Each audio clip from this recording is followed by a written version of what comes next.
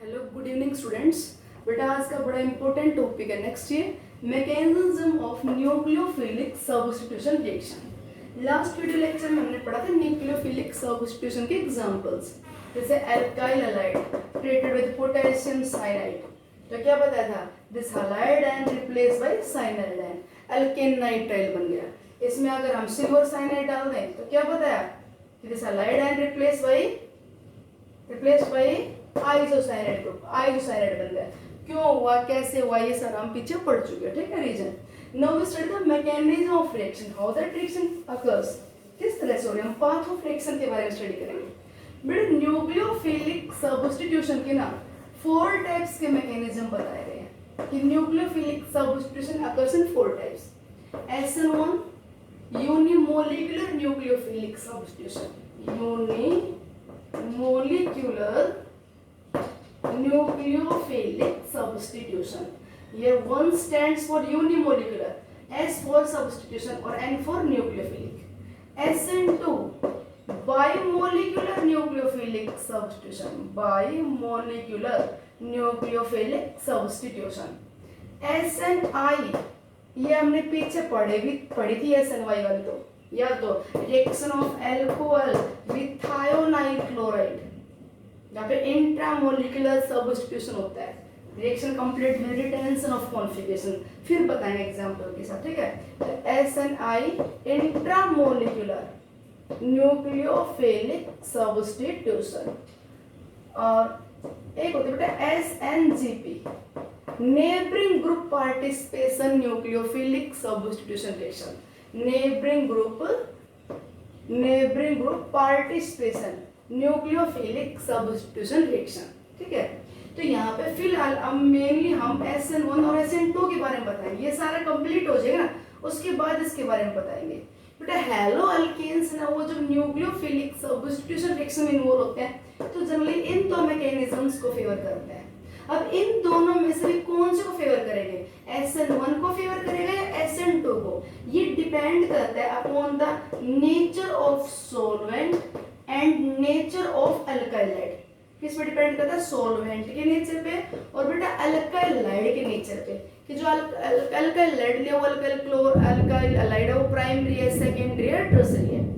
तो SN1 और SN2 के बारे में भी मेन स्टडी करने वाले हैं। सॉल्वेंट के नेचर की अगर हम बात करें तो बेटा दोनों ही mechanism, both mechanism means alkyl halide when undergo the nucleophilic substitution whether through SN1 or SN2, solvent should be polar solvent में होती रिएक्शन, कि बेटा पोलर सॉल्वेंट है ना, वो कार्बन हैलोजन बॉन्ड का आसानी से क्या करवा देगा, आयोनाइजेशन। पोलर सॉल्वेंट का जो नेगेटिव पोल है वो पॉजिटिव आएगा, अपनी पॉजिटिव को अपनी तरफ खींचेगा, और जो उसका पॉजिटिव पोल है वो इस हैलाइड आयन को अपनी तरफ खींचेगा, और आयोनाइजेशन बिकम्स इजी। तो रिएक्शन फेवर्स पोलर सॉल्वेंट। अब पोलर सॉल्वेंट बेटा 2 टाइप के होते हैं, पोलर सॉल्वेंट 2 टाइप के होते हैं। एक तो होता है polar protic solvent, polar protic solvent, जैसे water. What is the polar protic solvent, provide the H positive ion, proton polar भी हो सकता है, H पॉजिटिव भी इसके। अमोनिया पोलर है बेटा ये भी, और ये भी H पॉजिटिव डोनर है, तो पोलर प्रोटिक सॉल्वेंट है, ठीक है। इसी की तरह हम बात करें अल्कोहल, तो ये भी पोलर भी है और साथ में H पॉजिटिव देगा, तो ये पोलर प्रोटिक सॉल्वेंट है। कार्बोक्सिलिक एसिड ये बेटा पोलर भी है और प्रोटिक भी है। तो एक तो होता है पोलर प्रोटिक सॉल्वेंट। बेटा जो पोलर प्रोटिक सॉल्वेंट है ना, वो हमेशा फेवर करेगा SN1। मींस अगर सॉल्वेंट पोलर प्रोटिक है तो कौन सा मैकेनिज्म आसानी से हो सकेगा, SN1, ठीक। क्यों होगा वो बताएंगे आगे। SN2 इजीली होता है पोलर एप्रोटिक सॉल्वेंट में, पोलर एप्रोटिक सॉल्वेंट होगा तो अल्काइलाइड क्या फॉलो करना चाहेगा, SN2 mechanism. Polar aprotic solvent polar तो प्रोटॉन प्रोवाइड ना कर सके, जैसे अभी एसीटोन पोलर है, तो पोलर है बट प्रोटॉन देने वाला नहीं है, ठीक है। तो ये पोलर एप्रोटिक सॉल्वेंट है, बट ये polar aprotic solvent free nucleophile provide कर देगा, ठीक है। वो यहाँ मैकेनिज्म पढ़ेंगे तब क्लियर हो जाएगा। ऐसे डाई मिथाइल सल्फोक्साइड DMSO, ये पोलर एप्रोटिक सॉल्वेंट है। ऐसे di methyl formamide, formamide HCONH2, ये तो बेटा फॉर्मामाइड, और di methyl formamide, dimethyl formamide, ये भी कैसे होगा बेटा, पोलर सॉल्वेंट है पर कैसा है, एप्रोटिक। आपको पता हो CH bond is non ionisable, CH bond ionisable नहीं होता, कार्बन इतना ज्यादा इलेक्ट्रोनेगेटिव नहीं है कि H पॉजिटिव को फ्री कर सके, ठीक है। तो ये भी कैसे पोलर बट एप्रोटिक। तो क्या बताया अभी, nucleophilic substitution reaction in 4 path को फॉलो कर सकती है, जिनमें से हेलो अल्केन्स जनरली कौन सा फॉलो करते हैं, SN1 और SN2। अपना मेन टॉपिक है ये SN1 और SN2। SN1 मतलब यूनिमोलिकुलर और SN2 मतलब बाइमोलिकुलर। जब हेलो अल्केन न्यूक्लियोफिलिक सब्स्टिट्यूशन में इन्वॉल्व होगा तो वो SN1 पाथ को फॉलो करेगा या SN2 को, ये डिपेंड करेगा अल्कलाइड का नेचर और सॉल्वेंट का नेचर। सॉल्वेंट पोलर प्रोटिक है तो SN1 और एप्रोटिक है तो SN2। अब SN1 के बारे में पढ़ते हैं, सब्स्टिट्यूशन न्यूक्लियोफिलिक यूनिमोलिकुलर रिएक्शन कैसे होती है reaction. If an alkyl halide in presence of polar protic solvent placed that easily undergo the ionization, but एक कार्बन हाइड्रोजन बॉन्ड यहाँ से डिसोस्ट हो जाएगा और क्या होगा, there is a formation of carbocation, और यहाँ पे ये कार्बोकैटायन का बनना ही रेट डिटरमिनिंग स्टेप है। कार्बोकैटायन का बनना क्या स्टेप है यहाँ पे, रेट डिटरमिनिंग स्टेप। तो बेटा अगर सॉल्वेंट है कैसा, जैसे मान लीजिए मैं कार्बोकैटायन बना रही, ये बना ली कार्बोकैटायन, ठीक है। अगर सॉल्वेंट है कैसा, पोलर प्रोटिक, तो बेटा उस पोलर प्रोटिक सॉल्वेंट में क्या होगा, जैसे वाटर ले ले, ये पोलर प्रोटिक सॉल्वेंट है, क्या करेगा बेटा, ये पॉजिटिव आयन को ये नेगेटिव पोल अपने तरफ अट्रैक्ट करके और ड्यू टू सॉल्वेशन क्या करेगा, इसको स्टेबलाइज, क्या करेगा, इसको स्टेबलाइज कि दिस पॉजिटिव चार्ज डिस्पर्स हो, ये नेगेटिव पोल वाटर है, इसका नेगेटिव पोल क्या करेगा, पॉजिटिव चार्ज को अपनी तरफ क्या करेगा, अट्रैक्ट, ठीक है। ये नेगेटिव पोल पॉजिटिव चार्ज को अपनी तरफ क्या करेगा, अट्रैक्ट। तो अगर पोलर सॉल्वेंट है तो ये इसका नेगेटिव पोल इस पॉजिटिव आयन को अपनी तरफ क्या कर रहा है, अट्रैक्ट। इसे बोलते हैं सोल्वेशन ऑफ कार्बोकैटायन। क्या होने लग रहा है, कार्बोकैटायन का सोल्वेशन। सोल्वेशन मतलब सॉल्वेंट के द्वारा अट्रैक्शन, कि सॉल्वेंट को अपनी तरफ खींचे जा रहा है, by which positive charge disperse on the negative pole and carbocation stabilise. और यहाँ पे कार्बोकैटायन का बनना ही रेट डिटरमिनिंग स्टेप है। तो जितनी कार्बोकैटायन ज्यादा स्टेबल होगी उतनी रिएक्शन इजीली होगी। अब देखो साथ साथ अगर ये पोलर प्रोटिक सॉल्वेंट है तो बेटा पॉजिटिव पोल क्या करेगा, जो यहाँ से हैलाइड आयन निकले तो हैलाइड आयन, इस हैलाइड आयन को अपनी तरफ क्या करेगा, अट्रैक्ट। मतलब पॉजिटिव पोल क्या करेगा, इस हैलाइड आयन को अपनी तरफ क्या करेगा, अट्रैक्ट। मैं ये बोलूं हैलाइड आयन पॉजिटिव पोल की तरफ क्या होती जा रही है, अट्रैक्ट। जो वाटर का पॉजिटिव पोल है या प्रोटॉन है, ये हैलाइड आयन को अपनी तरफ क्या कर रहा है, अट्रैक्ट। इससे क्या फायदा होगा, this halide ion surrounded by water, और बेटा कार्बोकैटायन भी surrounded by water, now there chances of recombination is decreases. मतलब अब इस न्यूक्लियोफाइल के बेटा यहाँ पे वापस अटैक होने के चांस मिनिमम हो गए कम से कम। नहीं तो हो सकता है कि यही न्यूक्लियोफाइल वापस अटैक कर जाए और अपना रिएक्शन रिवर्सिबल, मतलब जो न्यूक्लियोफाइल दूसरा होगा उसको तो अटैक करेगा ही करेगा, पर साथ में कुछ कार्बोकैटायन वापस किसमें कन्वर्ट हो जाती है, हेलो अल्केन में। तो पोलर प्रोटिक सॉल्वेंट का यहाँ पे क्या फायदा है, why SN1 reaction easily favored by polar protic solvent। तो बेटा polar protic solvent क्या करेगा, due to the solvation of carbocation stabilize it as well as its positive pole, its proton solvate the nucleophile means halide ion and prevent its recombination। इसका इधर वापस आना रोक रहा है, मतलब इसको तो किसने घेर लिया, वाटर ने, इसको भी किसने घेर लिया, वाटर ने। तो ये हैलाइड आयन वापस इधर नहीं आ पाएगी, ठीक। तो यहाँ पे जो मेन बात है सिर्फ वो सुनो, पोलर प्रोटिक सॉल्वेंट दिया हुआ, वाटर अल्कोहल दिया हुआ, तो वो किसको फेवर करेगा, SN1 को। कार्बोकैटायन का बनना यहाँ पे क्या है, रेट डिटरमिनिंग स्टेप। जितनी कार्बोकैटायन ज्यादा स्टेबल होगी उतनी रिएक्शन फास्ट होगी, और क्योंकि कार्बोकैटायन का बनना यहाँ पे रेट डिटरमिनिंग स्टेप है, thus rearrange product also possible. यहाँ पे रीअरेंज प्रोडक्ट भी बन सकते हैं। कार्बोकैटायन को स्टेबल करने के लिए methyl shift, phenyl shift, hydride shift हो सकती है स्टेबल करने के लिए। एग्जांपल के साथ बताएंगे आगे। तो ये तो गया यहाँ पे स्टेप फर्स्ट, SN1 में हैलाइड आयन निकल के कार्बोकैटायन का बनना। Step second. Now this carbocation attacked by the strong nucleophile. A strong nucleophile can displace a weak nucleophile. तो जो भी strong nucleophile है वो बेटा यहाँ पे क्या कर जाएगा, अटैक, ठीक, और वो यहाँ पे अटैक करेगा तो यहाँ से क्या बन जाएगा, सब्स्टिट्यूटेड प्रोडक्ट।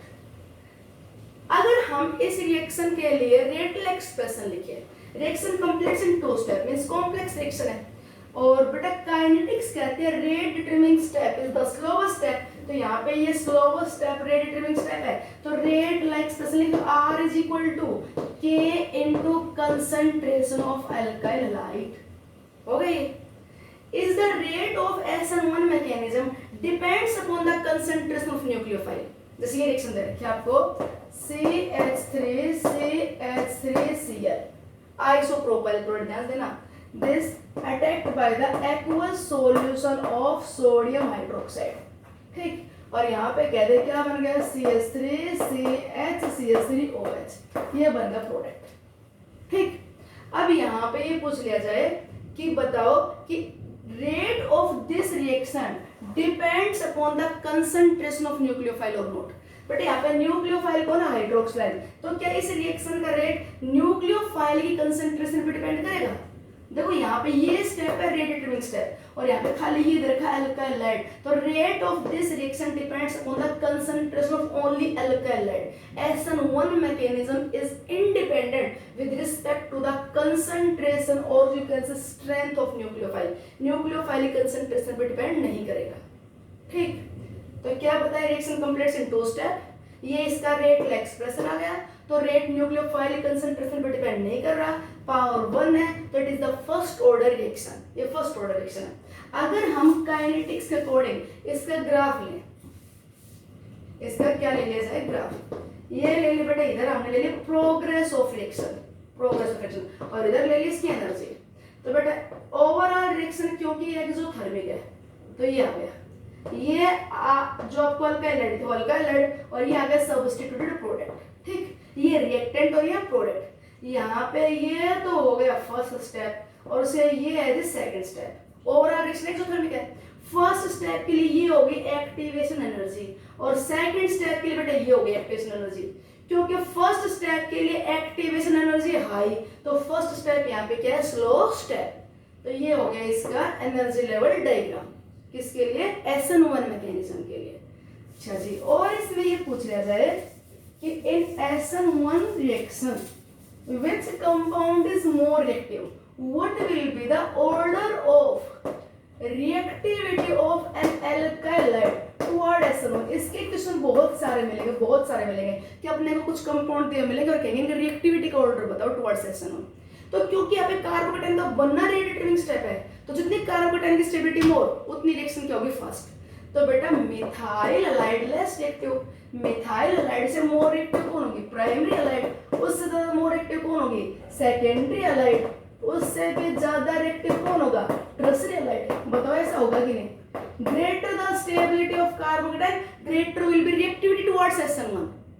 देखो यहाँ पे कार्बोकेटाइन ये बनेगी CH3 पॉजिटिव कार्बोकेटाइन ये बनेगी, no dispersal of charge, charge कोई डिस्पर्स करने वाला नहीं है, H H H। यहाँ पे हैलाइड निकलने के बाद कार्बोकेटाइन ये बनेगी, ये बनेगी यहाँ पे कार्बोकेटाइन। बेटा यहाँ पे अल्काइल ग्रुप आ गया, अल्काइल ग्रुप एग्जिबिट प्लस आई इलेक्ट्रॉन रिलीजिंग इंडेक्टिव इफेक्ट, तो ये अपने सिग्मा इलेक्ट्रॉन पेयर को अपने से दूर डिस्प्लेस करके यहाँ पॉजिटिव चार्ज को डिक्रीज करेगा। तो this halide primary is more stable as compared to methyl. अगर हम ले लिए तो यहाँ पे इस कार्बन के साथ जिसके साथ हैलोजन जुड़ा हुआ है, इस कार्बन के साथ बेटा 2 अल्काइल ग्रुप है, ये कार्बोकेटाइन बनेगी, this stabilize by the plus effect of 2 alkyl group. और अगला लोगे तो corresponding carbocation stabilize by the plus I effect of 3 alkyl group. तो what is the order of reactivity of alkyl halide towards this reaction, methyl halide से more active primary, primary से more active secondary, और secondary से more active बेटा tertiary, ठीक। अच्छा, और देखा जाए अगर कार्बोकेटाइन अपने को दे दी जाए, कौन सी, ये दे दिया जाए C6H5CH2 बेंजाइल हैलाइड, कह रहे it is highly reactive towards SN1। Why, ये SN1 में मोर एक्टिव है, क्यों, तो बेटा इसलिए SN1 में मोर एक्टिव क्योंकि यहाँ से ये कहते हैं ऑल्दो इट इज प्राइमरी, देखो डिग्री तो इसकी 1 है बेटा, जिस कार्बन से हैलोजन जुड़ा हुआ है उसकी डिग्री देखिए, एक कार्बन जुड़ा हुआ है तो प्राइमरी है, although it is primary but highly reactive toward SN1। तो क्योंकि हैलाइड आयन निकलने के बाद बेटा जो यहाँ पे कार्बोकैटायन बनेगी, this carbocation is stabilised by resonance effect. देखो जिस कार्बन के ऊपर पॉजिटिव चार्ज है उसके साथ वाले बेंजीन का अपना इलेक्ट्रॉन पेयर देखिए, बताओ इसको स्टेबलाइज कर देगा कि नहीं? बनाने आते हैं स्ट्रक्चर, आते हैं बनाने अच्छे से आते हैं। ये इलेक्ट्रॉन पेयर यहीं पे, ये इलेक्ट्रॉन पेयर यहीं पे, और ये इसने इलेक्ट्रॉन पेयर दिया और ये आ गए डबल बॉन्ड। तो बेटा बताओ पॉजिटिव चार्ज रिंग पे आ गए कि नहीं? ये इलेक्ट्रॉन पेयर देते, पॉजिटिव चार्ज यहाँ पे आ गया, ये इलेक्ट्रॉन पेयर यहाँ आ जाएगा, पॉजिटिव चार्ज पे आ जाएगा। तो positive charge disperse over the benzene ring, तो this corresponding carbocation stabilized by resonance effect, that's why benzyl halide reacting towards SN1। Allyl halide, ये बेटा अलाइल हैलाइड देखो ये भी प्राइमरी है but that also reactive toward SN1, क्योंकि बेटा यहाँ से अलाइल आयन निकलते क्या बनेगी? Allyl carbocation and that again stabilised by resonance effect. अच्छा इसमें भी आपको ये दे दिया जाए कि एक तो दे दिया CH2 डबल बॉन्ड CH को, यही इंपॉर्टेंट क्वेश्चन है, इसके आगे प्रैक्टिस करेंगे नेक्स्ट वीडियो में। CH2 डबल बॉन्ड CH और फिर यहाँ पे CH CH3 ये कंपाउंड दे दिया। बताओ इन दोनों में से कौन सा मोर रिएक्टिव टुवर्ड्स SN1? SN1 में कौन सा ज्यादा रिएक्टिव है? तो बेटा कार्बोकैटायन की स्टेबिलिटी देखनी है आपको। तो यहाँ से अलाइड आयन निकलेगी तो कार्बोकैटायन ये बनी, यहाँ से अलाइड आयन निकलेगी तो कार्बोकैटायन ये बनी। अब देखो stabilised by resonance effect, that also stabilised by resonance effect. पर बेटा यहाँ पे H लगा हुआ है साइड में और यहाँ पे क्या मिथाइल, तो प्लस I इफेक्ट भी तो स्टेबलाइज करेगा। हाइपर कॉन्जुगेशन इफेक्ट याद करो, जिस कार्बन पे पॉजिटिव चार्ज है उसके साथ वाले के पास अल्फा हाइड्रोजन हो, आइए ये इलेक्ट्रॉन पे यहाँ पे जिसे बोलते हैं नो बॉन्ड रेजोनेंस, तो यहाँ पे 6 हाइपर कॉन्जुगेटेड स्ट्रक्चर पॉसिबल है, वो इसको स्टेबलाइज करेंगे। इसलिए अलाइल प्राइमरी कार्बोकैटायन की बजाय अलाइल टर्शियरी कार्बोकैटायन क्या है? मोर स्टेबल, तो वो वाला कंपाउंड ज्यादा रिएक्टिव होगा। इसी तरह से बेंजाइल हैलाइड्स में दे दिया जाए, एक तो ये CH2X दे दिया जाए, एक बेटा यहाँ पे एक और फिनाइल ग्रुप लगा दिया जाए, तो बोलो ये इससे भी ज्यादा रिएक्टिव हो गया कि नहीं? अगर यहाँ पे एक फिनाइल और ग्रुप लगा दिया जाए तो बेटा कार्बोकैटायन और भी स्टेबल होगी और कोरस्पॉन्डिंग कंपाउंड और भी ज्यादा रिएक्टिव हो जाएगा towards SN1। Positive charge disperse यहाँ पे अगर है तो 2 बेंजीन रिंग पे डिस्पर्स होगा पॉजिटिव चार्ज।